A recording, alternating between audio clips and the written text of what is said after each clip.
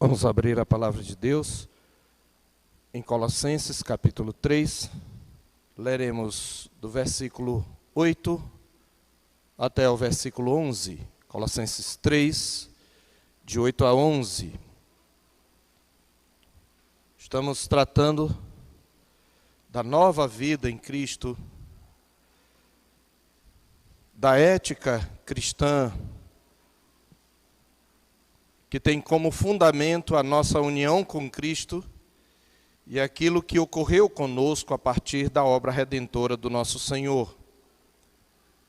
E o tema da nossa mensagem nesta noite é livrando-se dos trapos do velho homem.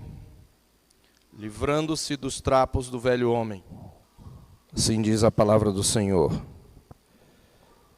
Agora, porém, despojai-vos de tudo isto: ira, indignação, maldade, maledicência, linguagem obscena do vosso falar. Não mentais uns aos outros, uma vez que vos despistes do velho homem com seus feitos, e vos revestistes do novo homem, que se refaz para o pleno conhecimento, segundo a imagem daquele que o criou, no qual não pode haver grego nem judeu, circuncisão nem incircuncisão, bárbaro, cita, escravo, livre. Porém, Cristo é tudo em todos. Amém. Senhor nosso Deus, nós nos colocamos diante de Ti agora, tendo cantado louvores ao Senhor, tendo proclamado as Tuas maravilhas. Nós queremos agora calar a nossa voz e o nosso coração para ouvir a Tua palavra. Nosso coração, Senhor, é uma fábrica de pensamentos dispersos, uma fábrica de preocupações e ansiedades. Nós Te suplicamos que não permitas que Satanás, tal como as aves dos céus arrebataram a semente plantada à beira do caminho, não permita o Senhor que Satanás arrebate do nosso coração a Tua palavra, mas que ela seja uma semente a cair em boa terra, preparada pelo Senhor, a fim de que nós possamos compreender a natureza da nova vida que temos em Cristo. Nós Te pedimos isto por nosso Senhor Jesus. Amém. Meus amados irmãos, nós temos visto que a vida cristã, ou melhor, a moral cristã, ela não é baseada em um tipo de legalismo ou um conjunto mero de regras que nós temos que realizar, que nós temos que praticar, a fim de que de alguma maneira sejamos salvos, ou sejamos beneficiados, ou mereçamos alguma coisa da parte de Deus. Pelo contrário, a moral cristã parte daquilo que já recebemos em Cristo, daquilo que já somos em Cristo. O apóstolo Paulo havia começado esta parte prática da sua epístola no capítulo 3, verso 1, lembrando-nos que nós já fomos ressuscitados juntamente com Cristo. E por isso devemos buscar as coisas lá do alto, que Cristo vive lá no alto, assentado à destra de Deus, e nós estamos inseridos em Cristo e sua obra. Ele também habita em nós por meio do seu Espírito. Nós não só ressuscitamos com Cristo, mas nós morremos com Cristo, e a nossa vida está oculta com Ele juntamente em Deus. E é por isso que, tendo morrido com Cristo, precisamos fazer morrer no dia a dia a nossa natureza terrena. Assim, o apóstolo Paulo descreve a vida e a moral cristã, primeiramente em termos do que nós não devemos fazer, ou do que nós devemos abandonar, sendo aqui, portanto, o aspecto negativo da vida cristã. E aí, ele então, tendo falado que nós morremos com Cristo, ressuscitamos com Cristo, ele mostra quais são as implicações dessa morte em Cristo para a mortificação diária da nossa natureza pecaminosa. No primeiro momento, nós vimos aqui alguns pecados que devemos fazer morrer, e ele citou pecados ligados à área sexual: prostituição, impureza, paixão lasciva, desejo maligno e pecados relacionados às posses, a saber, a idolatria, ou a avareza, que é idolatria. A partir do verso 8, o apóstolo Paulo vai citar uma nova lista de pecados que devemos abandonar.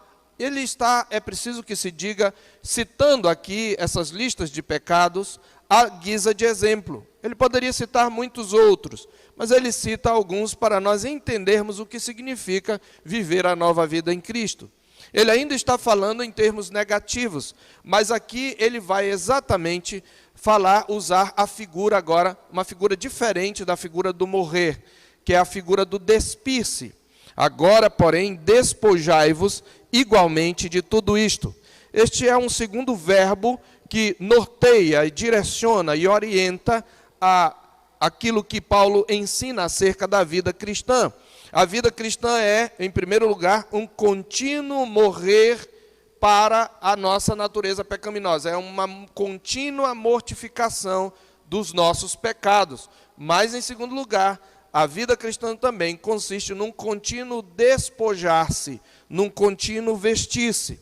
Se você observar, você verificará no verso 9 e no verso 10 que o apóstolo Paulo, então, muda a figura. Só que há aqui é como se fosse quase um paralelismo, vamos dizer assim, invertido. Ele havia dito no verso 3, porque morrestes e a vossa vida está oculta juntamente com Cristo em Deus. Assim, fazei morrer a vossa natureza terrena. Agora, invertendo a ordem, mas também no paralelo, ele diz, despojai-vos disto. Por quê? Porque vos despistes do velho homem. Então, façam na prática aquilo que já aconteceu com vocês. Então, a questão aqui é, se Cristo já realizou tudo por nós, por que temos que realizar? E aqui eu uso uma ilustração que nos advém da própria Escritura. A vida cristã é um apossar-se pela fé daquilo que Cristo realizou em nossa vida e manifestar isso na nossa prática. E nós vamos entender melhor compreendendo o que ocorre lá em Josué, no capítulo 3. E nós vamos apenas rapidamente abordar esta passagem para nós compreendermos por que, tendo Cristo já realizado a nossa redenção na cruz, nós ainda precisamos fazer alguma coisa. Em Josué capítulo 3, você lembra, nós temos a narrativa daquela passagem pelo Rio Jordão. Levanta-se Josué de madrugada, ele e os filhos de Israel, e eles então vão passar o Rio Jordão. O Rio Jordão, no entanto, diz a palavra de Deus, no verso 15, que ele transbordava por todas as suas ribanceiras. Essa era a época da colheita. Então era a época da cheia do rio. Nós temos um rio aqui, bem maior do que o Rio Jordão, e que quando ele enche, né, chega quase à calçada da orla lá. Então, imagine um rio transbordando pelas suas ribanceiras, não tem praia. Então ele está no seu maior volume de água. E a palavra de Deus diz que, tendo partido o povo das suas tendas, o Senhor Deus ordenou aos sacerdotes, no verso 6, levantai a arca da aliança e passai adiante do povo. E levantaram, pois, a arca da aliança, então eles foram até lá. E você percebe aqui, que no verso 14, tendo partido, no verso 13, porque há de acontecer que assim que as plantas dos pés dos sacerdotes que levam a arca do Senhor, o Senhor de toda a terra, pousem nas águas do Jordão, serão elas cortadas, a saber, as que vêm de cima, e se amontoarão. Então a ordem era a seguinte, o acampamento era todo ordenado, cada tribo tinha o seu pelotão, vamos dizer assim, eles eram ordenados como um exército, embora fossem pastores, e os sacerdotes deveriam estar à frente, levando a arca do Senhor pelos varais de ouro. A arca do Senhor à frente das hostes de Israel representava o próprio Senhor, que está à frente do seu exército, o Senhor dos exércitos, para tomar posse da terra de Canaã. Então ele diz, quando os sacerdotes pisarem os pés na água, as águas serão imediatamente cortadas, a saber, as águas que vêm de cima. Então eles precisavam molhar o pé na arca. E não só isso, eles tinham que caminhar na direção da travessia, do outro lado.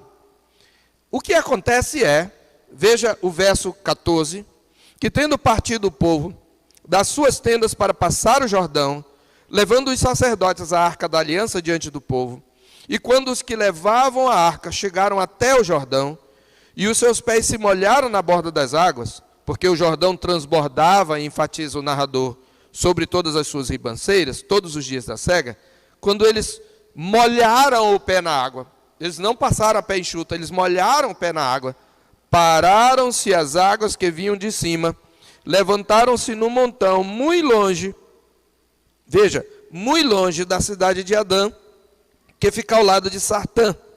E as que desciam ao mar da Arabá, que é o mar salgado, foram de todo cortadas.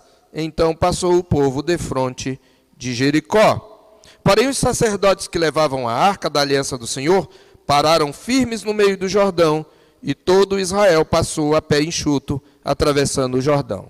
Os sacerdotes molharam os pés.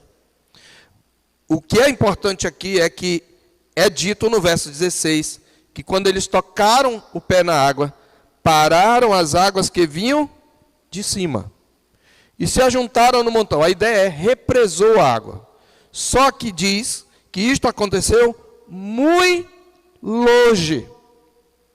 E ele coloca precisamente a localidade geográfica, na cidade de Adã, que fica ao lado de Sartã. Isto significa, pelos estudos do mundo de então, geográficos, que as águas pararam a cerca de 14 a 15 quilômetros acima de onde eles estavam. O rio transbordava pelas suas ribanceiras.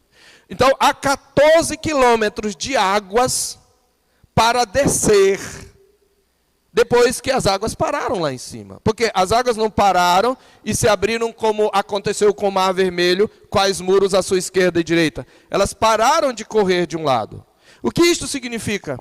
Que nenhum deles viu as águas parando. Eles tinham que crer que as águas pararam. E os sacerdotes tinham que demonstrar esta confiança, seguindo adiante, adentrando o Jordão. E o que acontece? Se as águas pararam, elas vão começar a diminuir. Então, à medida que eles caminham para o fundo, a água não vai subindo nos pés, no nível dos pés dele. A água vai se mantendo. Certo? Então eles vão entrando. Quando eles chegam no meio do Jordão, já não tem mais água. O que é isto? Fé. Eles confiaram naquilo que não viram. Eles confiaram naquilo que esperavam. As águas já tinham sido cortadas. Elas já tinham ficado represadas. Mas eles só viram isto de fato quando os sacerdotes pararam no meio do Jordão. Pois, queridos, aqui nós temos uma ilustração do que é fé. Fé é você descansar naquilo que o Senhor já fez, mesmo que você ainda não veja. E no seu caminhar de fé é que você vai ver, dia a dia, os efeitos daquilo que Deus já fez. De modo que na nossa vida, o pecado já foi cortado, o seu poder já foi quebrado, mas águas do pecado ainda rolam na nossa vida, e convém nos caminhar para frente, confiando que Cristo já venceu o pecado. E é só à medida que caminhamos, que nós percebemos a vitória de Cristo sobre o pecado. Tomando posse dia a dia. Então é isto que Paulo está dizendo, vocês já morreram, mas tomem posse disso. Mortifiquem sua natureza terrena. Vocês já se despiram do velho homem, vocês se vestiram da justiça de Cristo. Vistam-se do caráter de Cristo todo dia. Tirem a roupa velha, tirem os trapos de imundície do pecado. Por quê? Porque, como diz Chris Lundgaard, no seu livro O Mal que Habita em Mim, quando a graça de Deus transforma a nossa natureza, ela não transforma a natureza da carne. ela conquista a carne, ela enfraquece a carne, ela fere a carne mortalmente. No entanto, a desafiante malignidade da carne permanece latente em nós. E como disse também John Owen, um grande servo de Deus que escreveu muito sobre a questão da mortificação do pecado, os mais excelentes crentes, que sem dúvida estão livres do poder condenador do pecado, ainda assim, todos os dias de suas vidas, devem mortificar o poder interior do pecado. O vigor, o poder e o consolo de nossa vida espiritual dependem de nossa mortificação quanto às obras da carne. As águas estão correndo, já foram represadas, mas nós temos que entrar no Jordão. Nós temos que despir-nos da velha natureza. De modo, meus irmãos, que a derrota espiritual muitas vezes acontece na vida de gigantes da fé, porque eles chegam a achar que não podem mais pecar, não podem mais cair. Eles se esqueceram que na luta contra o pecado, o segredo da vitória é a admissão do fracasso, é o reconhecimento de que em mim, isto é, na minha carne, não habita bem nenhum, como Paulo reconhece em Romanos 7,18. E mesmo no crente, o pecado é inerente à sua personalidade.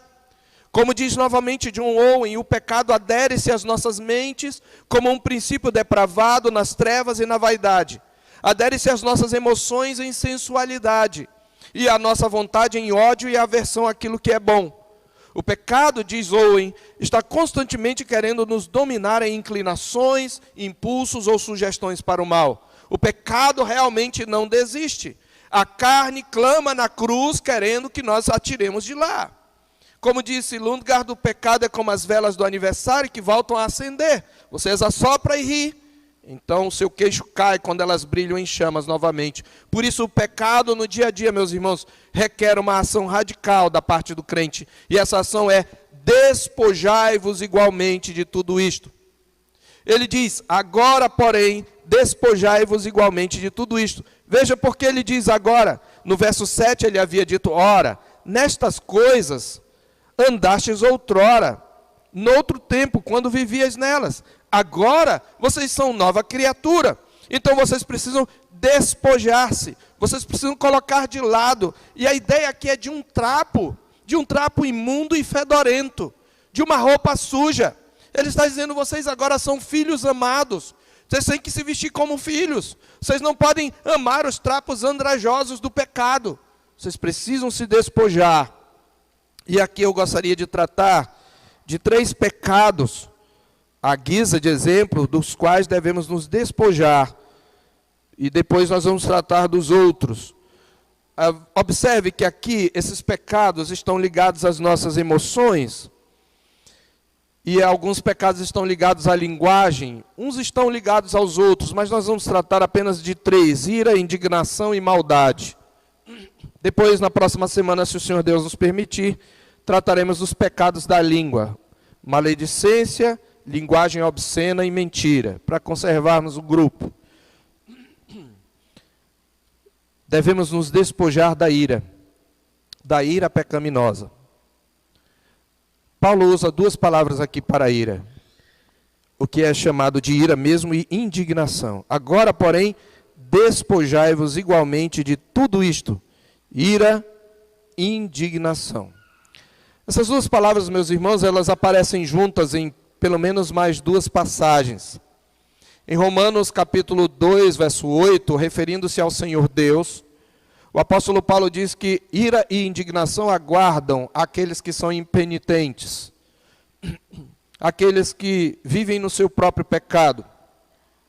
Mas em Efésios 4:31, isto é aplicado de novo aos vícios humanos. Contudo, há pequenas diferenças de significado entre essas 2 palavras, e que é importante nós compreendermos. Aqui Paulo está falando de 2 manifestações da ira, e não são as únicas. Nós ainda veremos que há outras, mas aqui ele fala de 2 formas pelas quais a ira se manifesta, ou 2 aspectos da ira, ou poderíamos até dizer 2 classes de iras, mas tudo se refere à ira pecaminosa. Essa palavra traduzida por ira, ela traduz a ideia de um sentimento permanente de indignação. um sentimento que perdura, mesmo que não necessariamente se expresse de maneira clara.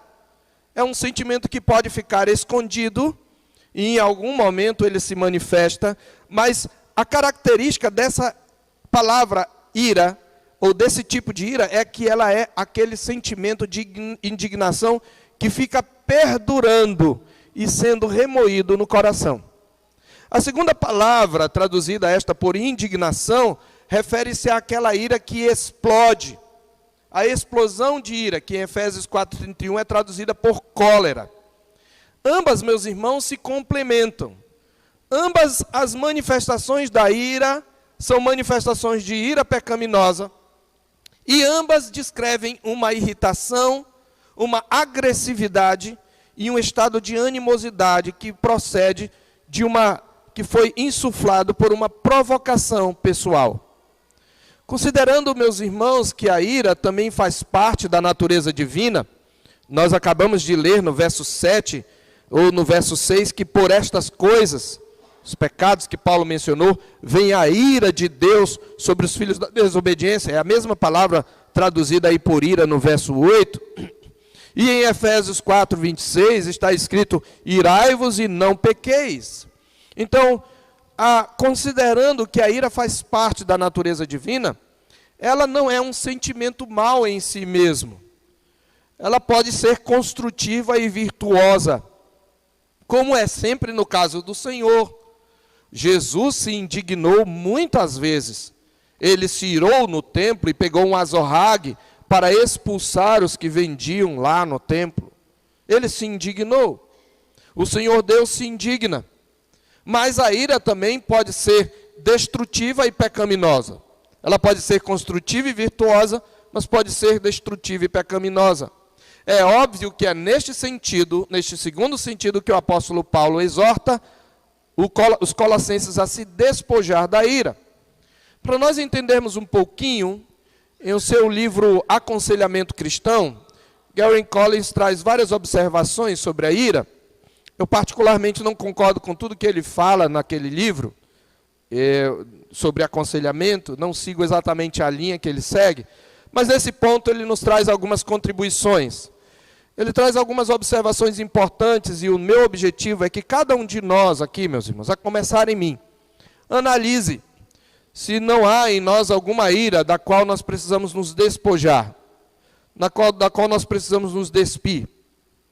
Collins assim observa: enquanto a ira divina, ela é sempre justa, ela é sempre uma justa indignação para alguma forma de injustiça, não é assim com a ira humana.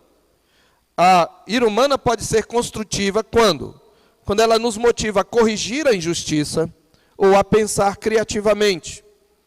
E ela pode ser destrutiva quando leva a agressão, falta de perdão e vingança. Uma pessoa, por exemplo, que teve um familiar assassinado quando era jovem, adolescente, pode tornar-se um bom policial. A sua ira e indignação pelo que aconteceu pode levá-lo a uma atitude construtiva. Mas ele pode também descontar aquilo que aconteceu nos bandidos, usando de violência desmedida e desnecessária. Então, a ira pode ser destrutiva quando ela leva à agressão, à falta de perdão, à vingança, à maledicência. Tudo isto são formas pelas quais a ira se manifesta como pecaminosa. A ira pode ir também de segundos de explosão a décadas de ressentimento e amargura. A ira ainda pode ser consciente ou inconsciente, quer dizer, o nosso coração, que é enganoso, muitas vezes mascara a ira. Ela pode ser claramente expressada ou pode permanecer sepultada atrás de uma fachada de uma face calma e sorridente. Eu já tive oportunidade de pessoas que depois de anos me pediram perdão, e eu nunca soube que elas estiveram magoadas, exceto quando disseram isso, porque sempre me sorriam, sempre davam bom dia, sempre me tratavam amavelmente. É possível a gente estar com raiva de alguém e ainda sorrir. Eu não estou dizendo que você deve andar de face carrancuda por aí, mas eu estou dizendo que às vezes a gente sorri hipocritamente, dando a entender que a gente tem muito prazer em falar, e a gente chega a falar isso quando de fato a gente tem ira no coração.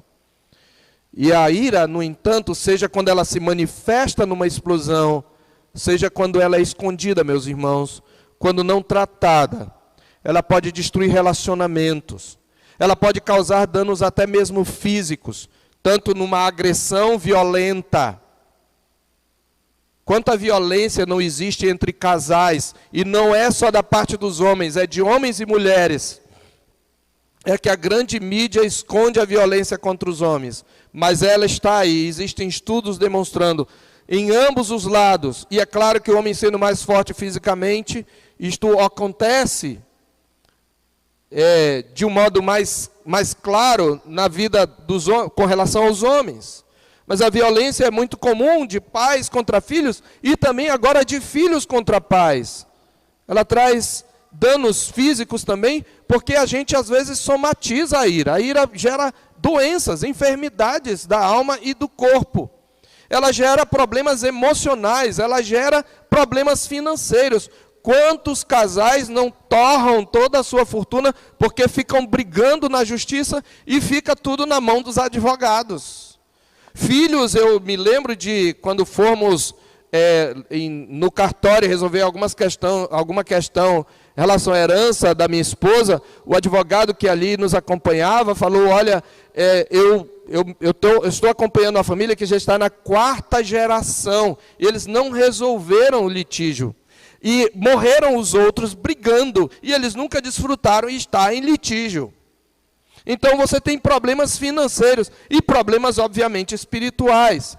Aliás, irmãos, a depressão é uma das principais causas, a ira é uma das principais causas da depressão e do suicídio.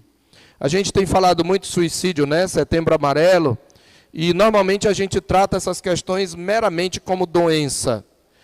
Eu posso dizer que a depressão é uma doença, nós falamos sobre isso na segunda-feira passada, na reunião da Sociedade de Senhoras.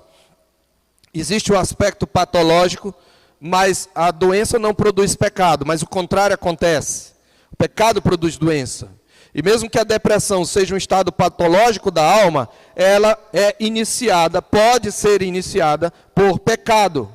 É claro que existem causas orgânicas. É óbvio que existem desequilíbrios hormonais que podem sim gerar depressão. Mas essas não são as únicas causas. Nós somos reducionistas quando nós colocamos isto. A ira pode levar à depressão porque há pessoas que elas são explosivas. Então, geralmente, elas colocam a ira para fora. Mas há pessoas que implodem. Então, o desânimo, muitas vezes, é um sinônimo de ira. E não só isso, o suicídio. Há pessoas que se suicidam por ira. Eu posso citar pelo menos 2 exemplos, sem citar aqui nomes. Uma famosa atriz conhecida, já tem mais de 10 anos, que era uma mulher recatada, era do meio artístico, ela inclusive quando gravava ia com a mãe para o set de gravação, mesmo já saindo de maior.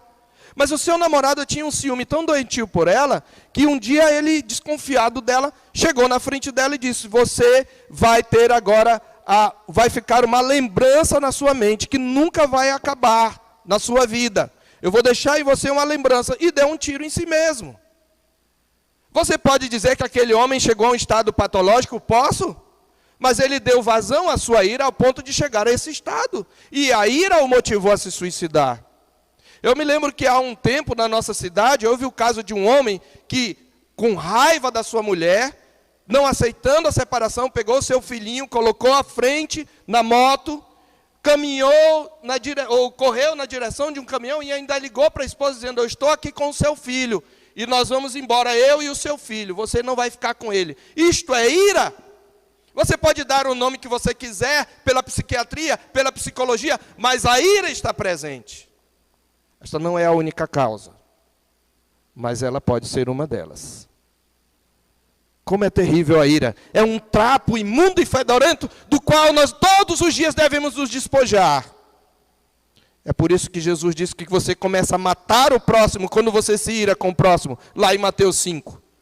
Eu não quebro o mandamento não matarás apenas quando eu tiro a vida, mas quando eu carrego ira no meu coração contra o meu próximo, a Bíblia diz que eu estou matando. É interessante que em Provérbios a ira é aceita condicionalmente apenas uma vez, mas é sonoramente condenada pelo menos 9 vezes. E novamente Collins argumenta: cada um de nós vê a situação de sua própria perspectiva. Nem sempre temos a capacidade de julgar entre a verdade e a injustiça, ou entre a verdadeira injustiça e a injustiça aparente. Como resultado, ficamos zangados com coisas que julgamos erradas, mas que de fato não seriam consideradas assim se estivéssemos de posse de todos os dados. A percepção correta ou justa é distorcida pelo nosso coração pecaminoso a fim de adaptar-se melhor ao nosso egoísmo. Porque nós nos sentimos vulneráveis, ameaçados ou inclinados à crítica, nós entendemos mal os atos alheios. Preste atenção nisso. Nós, muitas vezes, não queremos nos sentir vulneráveis. E muitas vezes nós somos inclinados à crítica. Nós estamos sempre vendo a má intenção, a ameaça em tudo. Nós queremos ter o controle de tudo na nossa vida. E muitas vezes nós entendemos mal os atos alheios e tiramos conclusões precipitadas, negativas e muitas vezes injustificadas. Um certo amigo meu, colega de infância, costumava citar um ditado que não é dele, mas talvez alguns conheçam, que eu nunca me esqueço: em tempo de guerra, até mosquito vira bala. Em tempos de guerra, até mosquito vira bala. Quando existe indignação, ira, quando já existe uma mágoa, quando já existe uma inclinação, uma predisposição, tudo que a pessoa com quem você está ofendido fala, lhe fere. É por isso que a ira, meus irmãos, a ira humana frequentemente leva ao pecado. Ela deve ser controlada, e é claro que ela só pode ser controlada pelo poder do Espírito Santo. Eu preciso ser regenerado, porque o Espírito é que nos dá o domínio próprio como fruto, conforme Gálatas 5:23.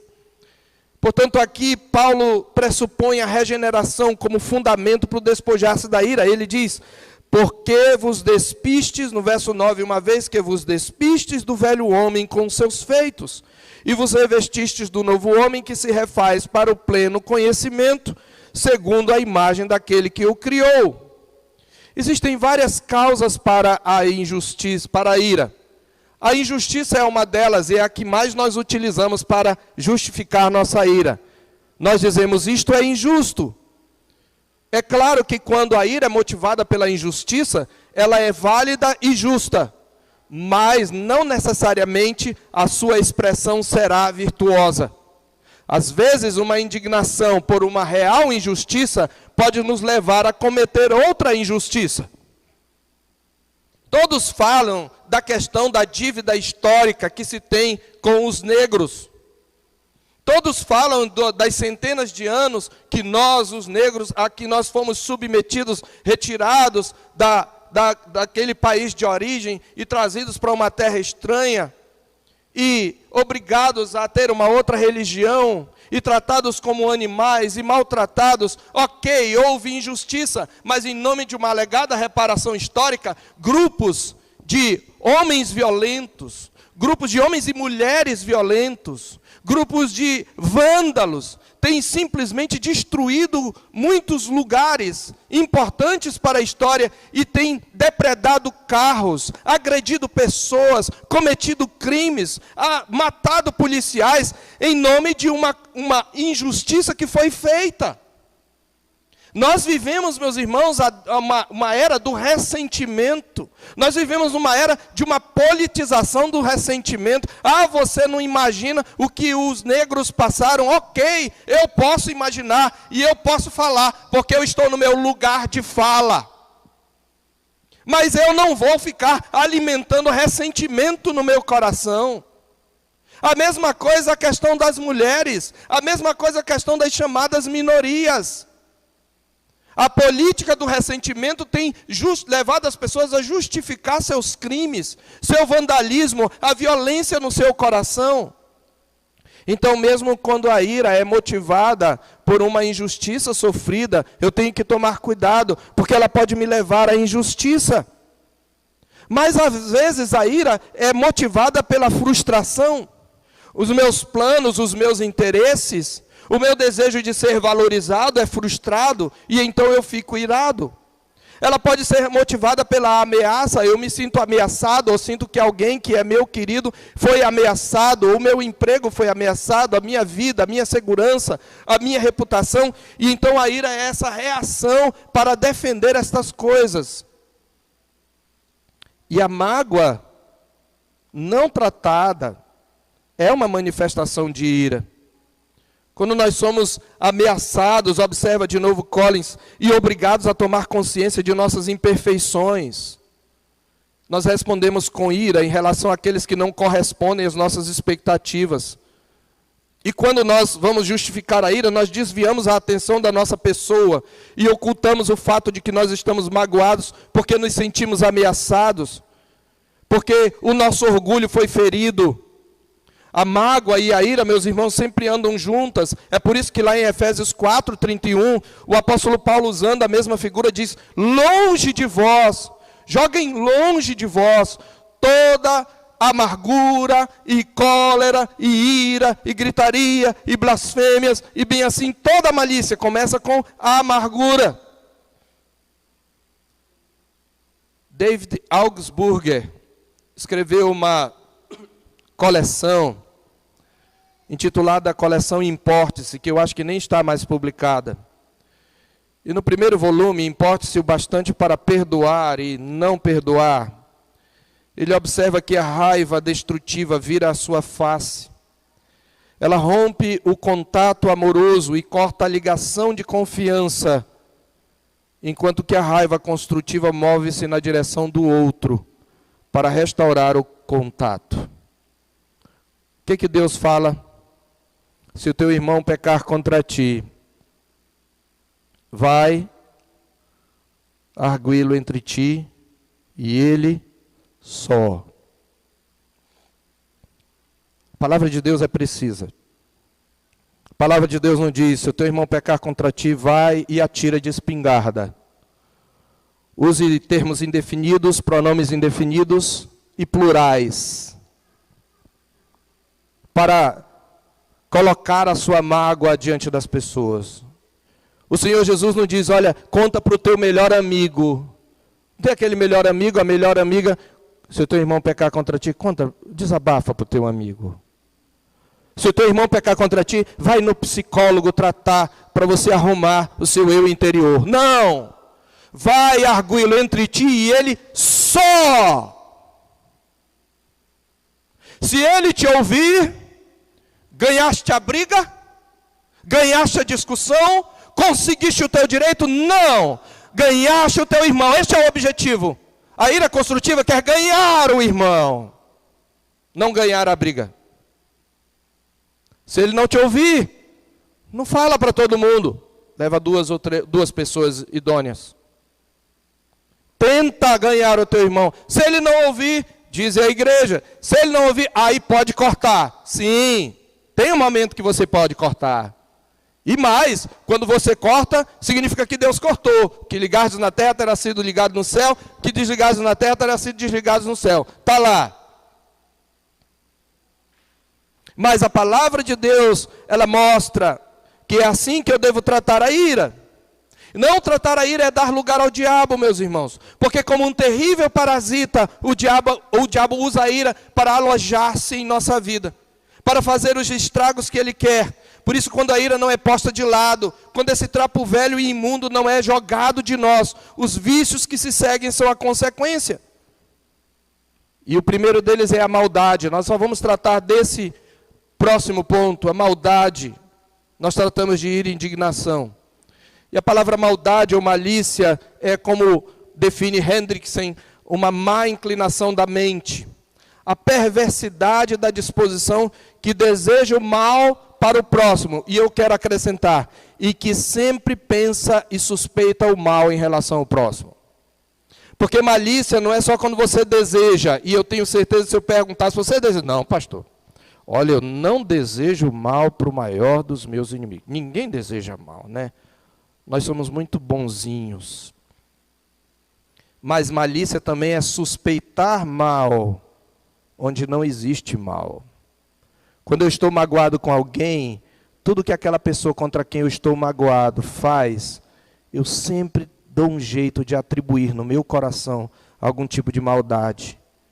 Quando eu estou magoado com alguém, se aquela pessoa contra quem eu estou magoado faz alguma coisa errada, a minha reação normalmente é muito mais intensa do que quando um amigo faz alguma coisa contra mim. Ou uma outra pessoa. Quando eu estou magoado com alguém, eu minimizo as virtudes da pessoa contra quem eu estou magoado. Você tem alguém assim? Então existe um trapo velho e imundo, fedorento, que você precisa tirar de cima de você. Se você é filho do rei, você tem que se despir da ira, da indignação e da maldade. Porque maldade já é aquela maquinação que pode ser consciente ou inconsciente contra o próximo. Às vezes, na minha cabeça, eu não estou fazendo isso. Eu começo a assassinar reputações. Nós vivemos numa era também, né, do assassinato de reputações. As pessoas do bem geralmente se indignam por alguma coisa politicamente incorreta que uma celebridade falou e todo mundo vai lá condenar e boicotar e assassina reputações sem nem compreender. Uma mulher há alguns anos foi arrastada pela rua porque foi acusada de abusar de crianças e depois se verificou que ela era inocente. As pessoas do bem a arrastaram pelo chão. Puxaram. Pessoas têm reputação assassinada. Pessoas têm vida acabada. Várias coisas. Falsas acusações de estupro, por exemplo. Aos borbotões isso acontece no Brasil. Falsas acusações de abuso. Eu me lembro há mais de 10 anos de um casal que foi acusado de abusar de pedofilia, de abusar de crianças, tinha uma escola, depois se verificou na própria revista, entre elas a revista Veja, se verificou que eles eram inocentes, mas já tinha acabado com a escola deles, os filhos deles foram perseguidos na escola, fizeram de tudo para fechar a escola, ninguém mais queria, eles tiveram que mudar de lugar, por causa da ira. E por causa da maldade. Nós devemos nos desfazer da maldade, meus irmãos. A palavra de Deus nos diz, lá em 1 Coríntios, capítulo 13, sobre uma dos sentidos de maldade. A palavra de Deus nos diz em 1 Coríntios, capítulo 13, que duas das características do amor são: o amor não se exaspera e o amor não se ressente do mal. O amor não se exaspera e o amor não se ressente do mal. Essa palavra exasperar-se, ela exatamente está se referindo àquela explosão de ira, em que você aumenta a voz, em que você fala com blasfêmias, em que você trata o outro com grosseria e ofende o outro. Mas a palavra ressentir traz a ideia de remoer, que está mais ligada à palavra ira que nós falamos no início. Ressentir é sentir de novo, é trazer a memória. E como é comum, não é, meus irmãos? Nós trazemos a memória coisas que já foram tratadas, mas que muitas vezes acumulamos, e a gente ressuscita muito defunto. Isso acontece muito entre casal. Eu sou casado, sei bem o que é isso.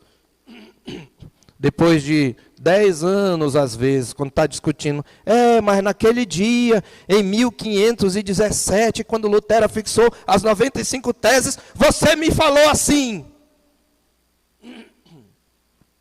E a gente acumula mágoas. Estava lá. A gente até perdoou, mas o coração é mau. Ele fica falando e o diabo fica acusando e fica trazendo a memória. E aí a gente coloca esses defuntos, fedorentos, pútridos, corrompidos, degenerados na discussão. Coisas que a gente já perdoou, já tratou. Eu estou falando aqui de questões pessoais que nós temos uns contra os outros. A maldade, essa palavra ressentir-se, ela é interessante que ela é traduzida na Revista e Corrigida da seguinte maneira: o amor, ele não suspeita mal. A palavra também traz essa ideia. Suspeitar é atribuir maldade ao outro, sem ter noção de todos os dados. Meus irmãos, como isso já aconteceu comigo, talvez não tenha acontecido com vocês. Alguém falou alguma coisa que não me soou bem. E aí, em vez de perguntar, olha, peraí, o que é que você está querendo dizer? Muitas vezes eu digo, opa, peraí, não fale assim não. Peraí, o que é que você está querendo dizer? Muitas vezes acontece isso. A gente ouve até aquela palavrinha que mexe com a gente. Quando mexe, a gente não ouve mais nada. E geralmente, quando a gente vai citar aquilo que a gente ouviu, isso acontece muito entre casal. A gente cita só aquela palavra, fora do contexto. Às vezes deixando de fora aquilo que a gente falou, que provocou o que o outro falou. A ira faz isso. E isso é maldade. Como é que nós podemos vencer, meus irmãos? A ira, a indignação e a maldade. Como na prática nós podemos vencer? Primeiro, está óbvio aqui em Colossenses capítulo 3. Despojai-vos igualmente de tudo isto. Analisando esse verbo, primeira coisa, a palavra vós aí está como um pronome reflexivo, né? Despojai-vos vós igualmente de tudo isso. No texto original há uma ênfase na palavra vós. O pronome aqui está numa posição enfática na frase. Sabe o que quer dizer, meus irmãos? Que esse desfazer-se dos trapos do velho homem é responsabilidade nossa. Isso não é algo que Deus vai fazer, mas é algo que nós devemos fazer. Por quê? Porque Ele já fez. Ele já represou as águas. Ele já implantou em você nova natureza, se você é de Cristo. Se você não é, você tem que correr para Cristo. Mas se você é de Cristo, você não tem que correr para Cristo nesse momento. Você já está em Cristo. Está aqui, você foi ressuscitado com Ele, você morreu com Ele. O Espírito Santo habita dentro de você. Ele é um poder que você precisa tomar posse desse poder. Então já existe em você, que não é original de você, vem de cima, um poder. Então é algo que você tem que fazer. Então não adianta você ir e se ajoelhar e dizer, Senhor, tira a minha ira. Você tem que tirar isso. É algo que você tem que fazer.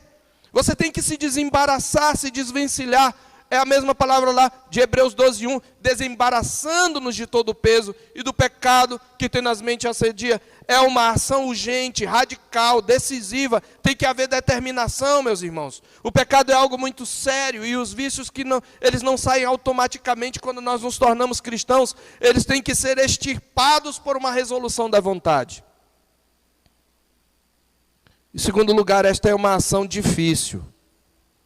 E é uma ação dolorosa. Sabe por quê? Porque a carne sou eu. É um lado meu. E dói. Dói o seu orgulho. O seu orgulho sempre fica querendo se levantar. Não, mas não é assim. Não, mas peraí. Não, diga não. Faça calar a sua alma, como fez o salmista no Salmo 131. Diga à sua alma. o que você tem que dizer. Então, quando você ficar zangado, a primeira briga que você tem que ter é com você mesmo. Porque a guerra nasceu dentro do seu coração, dentro do meu coração. De onde procedem guerras e contendas que há no meio de vós? De onde, senão dos prazeres que militam na vossa carne? Cobiçais e nada tendes, matais e invejais e nada podeis obter, viveis a lutar e a fazer guerra. É dentro de nós, meus irmãos, que nasce a guerra. Quanto mais a gente é orgulhoso, quanto mais a gente é ressentido, quanto mais a gente é negativo e crítico em relação à vida, quanto mais mágoas a gente acumula desde a infância, mais a gente é raivoso. A palavra de Deus diz que a sabedoria de Deus, ela é mansa, ela é tratável, ela é pacífica. A sabedoria que é cheia de inveja e sentimento faccioso, a Bíblia diz que ela é terrena, ela é animal e ela é demoníaca, ela nem sequer é humana. É difícil? É. Dói porque mexe com o seu ego, mexe com o meu ego. Mas é possível. Porque Deus já nos deu o seu Espírito. Deus já nos deu o poder. Citando novamente Chris Lundgaard. Por mais infindável e complicada que seja essa guerra, os crentes entram nela com confiança. O Espírito Santo é uma tocha luminosa que nós levamos para dentro da casa mal assombrada e expõe os monstros. Ele nos leva a um armário debaixo da escada e descobre um ódio em agitação. Ilumina a parte de baixo da cama e mostra uma luxúria hipócrita. Nenhum pecado escapa ao seu olho perscrutador. E o que o Espírito Santo usa? A Escritura. Eu quero ainda, meus irmãos, trazer mais 2 conselhos para nós nos desfazermos da ira. O primeiro está em Tiago, capítulo 1. E eu peço que você abra lá. Tiago havia dito que toda boa dádiva e todo dom perfeito é lá do alto, são lá do alto. E ele havia dito que entre essas boas dádivas ele nos deu a sua palavra. E ele nos deu por meio da sua palavra uma nova vida. No verso 18 ele diz: pois segundo o seu querer ele nos gerou pela palavra da verdade para que fôssemos como que primícias de suas criaturas. Olha aí o indicativo motivando o imperativo. O que já aconteceu conosco. Você é crente em Jesus, senão você precisa se arrepender dos seus pecados, você precisa ir a Cristo. Você precisa confessar a Cristo como Senhor e em seu coração crer que Deus o ressuscitou dentre os mortos. Mas se você já é crente, essa é a palavra, Ele nos regenerou pela palavra da verdade, para que fôssemos como que primícias de suas criaturas. No verso 19 ele diz: sabeis estas coisas, meus amados irmãos. Sabeis aqui não é imperativo, observe. Sabeis é indicativo. Vocês já sabem estas coisas. E aí ele diz: todo homem seja pronto para ouvir, tardio para falar, tardio para se irar. Você quer vencer a ira? Você precisa aprender a ser pronto, rápido para ouvir, mas lerdo para falar. Quando alguma coisa insuflar sua ira, não se apresse a falar, não se apresse a reclamar, não se apresse a julgar, não se apresse a ofender. Fique calado, porque a ira do homem não produz a justiça de Deus. O que ele está dizendo é: a sua ira pode até ter uma causa justa. Presta atenção aqui, crente, olha para mim. A sua ira pode ter uma causa justa, mas ela é incompetente para produzir a justiça de Deus. Ela é incompetente, a sua ira, a minha ira, é incompetente para corrigir a injustiça. É isso que ele está dizendo. Então eu tenho que ser lerdo para me irar. Eu tenho que respirar fundo, contar até 10, dizer: Senhor, não vou responder agora. Olha, não vou responder agora. Eu tenho que me retirar, eu tenho que esperar, eu tenho que orar. Até que eu esteja calmo o suficiente para tratar daquela questão. Mas eu tenho que ouvir o outro. Eu não posso sair atirando por aí. Eu preciso aprender. Essa é uma regra. Seja lerdo para se irar. Essa é a palavra aqui. Seja rápido para ouvir. Sabe o que quer dizer? Não soou bem? Espere. Pergunte. Questione. Procure ver todos os lados. Não se deixe levar pela sua ira. Contenha a sua ira. Domine a sua ira. Pelo poder do Espírito Santo. Mortifique a sua ira. Seja tardio para falar. Porque a sua ira é incompetente para corrigir a injustiça, mesmo que seja por uma razão justa. Segundo e último lugar, Efésios 4, 27.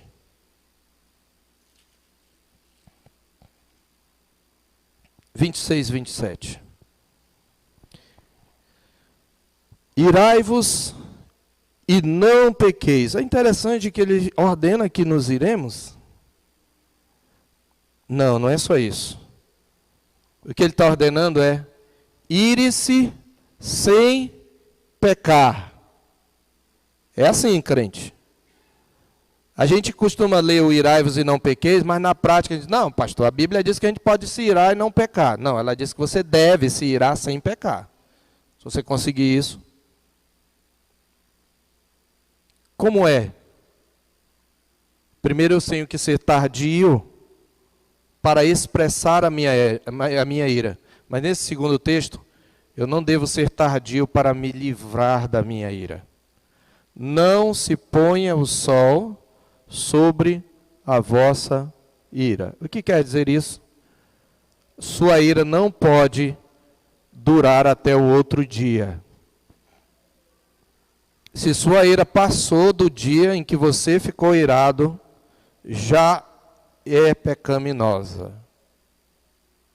Não se ponha o sol. Não deixe que o sol se ponha. Trate da sua ira. Se não dá para ir lá com o irmão naquele momento, converse consigo mesmo, com o seu eu. Confronte-se. Leia a palavra para você mesmo. Se aquilo é mais do que você consegue administrar, procure conselho com uma pessoa sábia. Mas não deixe de um dia para o outro. Ah, mas e aí se eu só conseguir falar? Ah, tudo bem, mas você vai falar no outro dia, mas já não está irado. Porque se você faz isso, meu irmão, se nós fazemos isso, nós damos lugar ao diabo. Depois de 24 horas, o diabo se aloja na tua ira. Entendeu? Ela pode ser justa, meus irmãos. Mas se você perdura, se você fica remoendo, o diabo tomou lugar e faz estragos. É por isso que Jesus falou que você tem que deixar a oferta no altar e resolver o problema com o irmão, para depois fazer a oferta. Eu tenho que fazer isso. Às vezes não é possível, a pessoa está longe, às vezes não quer conversa. Eu tenho que tratar isso diante do Senhor. Eu busco conselhos, mas na maioria das vezes, eu tenho oportunidade de tratar. De chegar e dizer: olha, eu estava zangado, eu estava indignado com você por isto e por isto. Mas eu quero ouvi-lo, eu quero ouvi-la, eu quero saber o que aconteceu. E pedir perdão, seja por manter-me magoado, seja por ter tido um julgamento precipitado. Meus irmãos, a ira é um trapo velho e fedorento. Se nós somos filhos do rei, temos que nos despojar. Por quê?